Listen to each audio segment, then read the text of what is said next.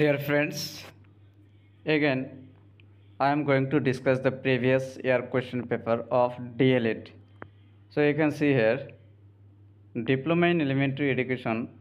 first semester and evaluation 2021 paper kon hoise amar S1.8 and the name of the paper is Yoga Education. Total mark ase amar 20. So prothom question to hoise তলৰ প্ৰশ্নসমূহৰ উত্তৰ লিখা আত্ম উপলব্ধি কি অৰ্থাৎ আমি যেতে উপলব্ধি কৰোঁ আত্ম উপলব্ধি এটা আসলে কি English version what is self actualization question number B প্রাণায়াম কি হোয়াট ইজ প্রাণায়ামা অর্থাৎ এইবিলাক যোগা এডুকেশনৰ লগত সম্পৰ্কিত আপোনালোকে গাইডৰ পৰা এই কোৱেশ্চনবিলাকৰ আনসাৰ পাই যাব আৰু this questions are very very important because this are previous year questions and questions are repeated from previous year questions এতিয়া আইছো তন্ত্ৰ যোগ কি হোৱাট ইজ তন্ত্ৰ যোগা কি কোৱেশ্চন নম্বৰ বি 2 আছে শ্বাস প্ৰশ্বাস তন্ত্ৰত যোগৰ প্ৰভাৱ সম্পৰ্কে আলোচনা কৰা discuss the effects of yoga on respiratory system. So in yoga, when we do yoga, respiratory system is active, it becomes active. So question number 3 yoga jikonu tinta uddesho likha. So write any 3 objectives of yoga ami kiyo koribo lage karon yoga korile amar horir aru mon duyotai ki thake hotej hoi thake so এইখিনি কথাই আমি বহলাই লিখিব লাগে when do we do yoga it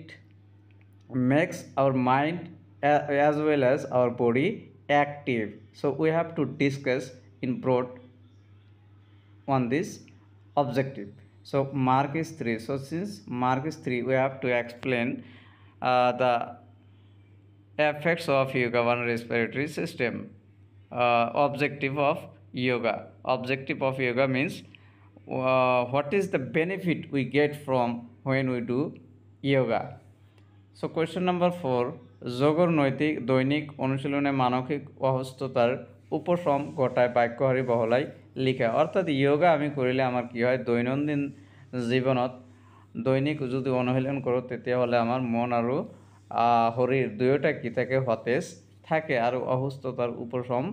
ঘটায় এই কথাকে আমাক কি কৰিব লাগে বহলাই লিখিব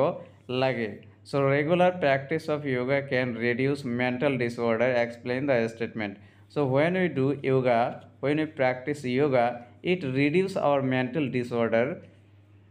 and it increases our attention question number 5 আছে বহি করা যিকোনো চাৰিটা আসন উল্লেখ করা mention any 4 sitting type asanas so যেতিয়া আমি যোগা কৰোঁ তেতিয়া আমাৰ